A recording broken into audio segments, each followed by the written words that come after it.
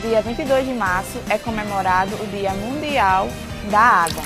A Prefeitura Municipal de Areia Branca, por meio da Secretaria Executiva de Meio Ambiente, realizou uma ação, uma blitz educativa, com o apoio também da CAERN, dos agentes de combate a endemias e os guardas de trânsito. Nessa ação, foram divulgadas cartilhas, panfletos que contêm informações educativas sobre a importância da água, como também o uso racional dela. Nós estamos aqui em conjunto com a Vigilância Sanitária e com a Prefeitura, conscientizar sobre a utilização da água.